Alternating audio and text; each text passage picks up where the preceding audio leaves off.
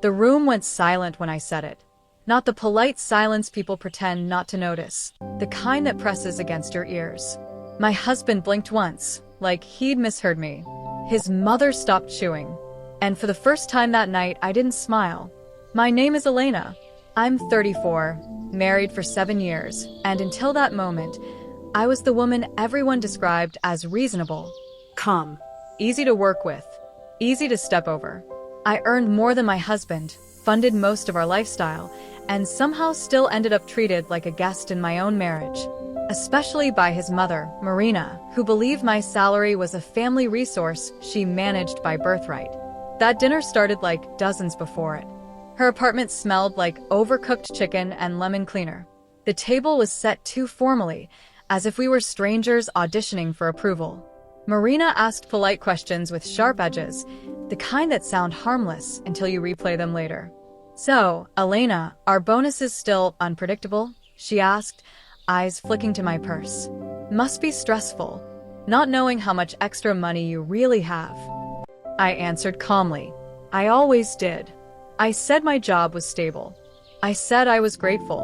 I said nothing about how my paycheck paid for the car we arrived in, the vacations she bragged about, the medical bill she'd quietly handed my husband last month. Then she laughed, soft, indulgent. "Well," she said, turning to my husband, "at least her income can help the family when needed. That's what wives are for." Something inside me finally aligned. I looked straight at my husband, not her, him, and I warned him, quietly, clearly, that one more word from his mother about my salary would end polite conversations forever. That I would explain things myself. Properly. About boundaries. About money. About ownership. He didn't answer. He just reached for his water, eyes down, and Marina smiled like she'd already won. That's when I realized this wasn't about dinner. It never had been. And I was done waiting for him to choose a side. On the drive home, the city lights blurred past the windshield, and my husband said nothing. Silence has weight when it's chosen. I watched his knuckles tighten around the steering wheel, waiting for him to defend me, or at least acknowledge what had happened. He didn't. Instead, he exhaled and said, "You didn't have to make it awkward." Awkward. Not humiliating. Not invasive. Awkward. That's when the pattern sharpened. Marina had always framed her comments as concern, questions about my generosity, suggestions about helping family, jokes about how my job was luckier than his. And every time he smoothed it over, told me she didn't mean it, told me to ignore it, told me family was family. But family didn't Venmo requests at midnight. Family didn't forward renovation quotes for later. Family didn't count my income like inheritance. That night, lying awake beside him, I realized the pressure wasn't accidental. It was organized, and I was the only one pretending not to see it. The first crack came a week later, disguised as practicality. My husband mentioned, casually over coffee, that his mother was thinking of downsizing. He said it like a neutral fact, like weather. Then he added, she was wondering if we could help bridge the gap for a few months. We. The word landed wrong. I asked how much. He didn't answer immediately. That pause told me everything. When he finally named the number, it was almost exactly my monthly net income. Not savings. Not extra. Mine. I laughed once, sharp and surprised. "And you agreed to this?" He frowned. I said we'd talk about it. But talking, I'd learned, was just the warm-up to consent. That night, I opened my laptop and scrolled through our shared accounts. The small transfers I'd ignored before lined up neatly now. Utilities I didn't use. Subscriptions I didn't approve. Gifts labeled miscellaneous. It wasn't one big betrayal. It was dozens of small ones carefully normalized. And the worst part? He thought I'd never check. The humiliation didn't happen in private. Of course it didn't. Marina hosted a birthday lunch the following Sunday. Extended family. Neighbors. People who loved applause more than truth. I wore a simple dress, neutral smile, and said nothing. I watched, listened, counted exits. Midway through dessert, Marina stood and raised her glass. "I just want to thank Elena," she said warmly, eyes shining. For being such a supportive wife. Some women forget money isn't theirs alone once they marry. Laughter rippled. Polite. Approving. My husband smiled. Actually smiled. My chest went hollow.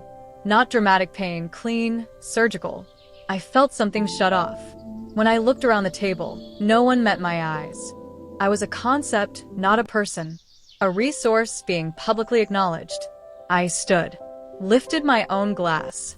To clarity, I said calmly. Because misunderstandings grow when people assume access they were never given. The room froze. Marina's smile slipped. My husband whispered, "Sit down." I didn't. And that was the moment everyone realized I wouldn't be quiet anymore. I didn't cry afterward. That surprised me most. At home, I showered, changed, and sat at the edge of the bed while my husband paced, explaining tones, intent, embarrassment, everything except responsibility. His words slid past me like static. I was already somewhere else. Calm doesn't arrive suddenly. It settles when a decision is made. I opened my laptop again. Not angrily. Precisely. I listed everything.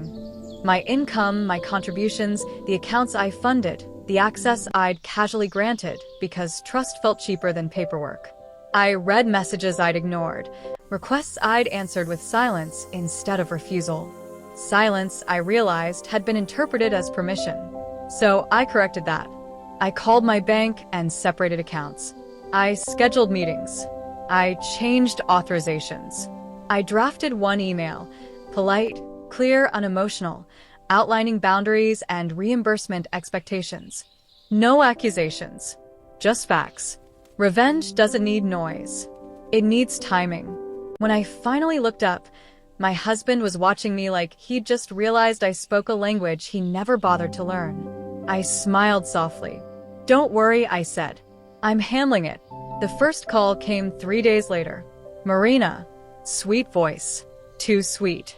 "Elena, darling, there seems to be a problem with the transfer this month." I let the silence stretch just long enough to feel intentional. "There isn't," I said. "The access was temporary. It's been corrected." Her breath caught. "But we counted on that money." "I know." I replied evenly. "That's why I sent the email. Future expectations need agreement. Past withdrawals need reconciliation." She laughed, brittle now. "You're being dramatic." "No," I said. "I'm being accurate." That evening, my husband confronted me, papers in hand, confusion edged with panic. "You didn't tell me you were doing all this." I met his eyes. "I warned you." He opened his mouth, closed it, tried again. "Mom's upset." "I'm sure," I said calmly. "She's not used to accountability." The next day, a repayment request hit her inbox. Itemized, dated, indisputable. That's when the tone finally changed. Not anger. Fear. Fear makes people sloppy. Marina stopped calling me and went straight to my husband. Long messages. Voice notes. Tears. She said I was humiliating her. That family doesn't keep ledgers. That good wives don't embarrass their elders. And for the first time, those words didn't reach me through him. Because I'd already removed myself from the triangle. He came home late one night, eyes red, voice flat. "She says she'll tell everyone you're greedy, that you're tearing the family apart." I nodded. She already did. Publicly. Remember the toast. He sank onto the couch like something had finally collapsed. "She says if we don't fix this, she'll need to sell the apartment." "That's her decision," I said gently. The gentleness startled him. When the repayment deadline passed, I didn't chase her. I forwarded the documentation to a lawyer I'd consulted quietly weeks earlier. Not to sue, to formalize. A letter arrived at Marina's door, and suddenly, everyone wanted to talk privately. Especially my husband. The twist wasn't loud. It never is. Marina didn't call me. She didn't shout. She didn't apologize. She paid. Quietly. Fully. Every dollar. Because the lawyer discovered something she hadn't expected me to notice. Years of family help quietly funneled through my accounts had tax implications she couldn't afford exposed. My money wasn't just convenient. It was covering her. When my husband finally sat across from me, really looked at me, his voice cracked. You could have ruined her. I shook my head. No. I gave her a choice. He asked if we were okay. That was the final clarity. I warned you, I said gently. Not her. You. I moved out 2 weeks later. Peacefully. Financially intact. Legally clean. Marina lost access. My husband lost the comfort of silence.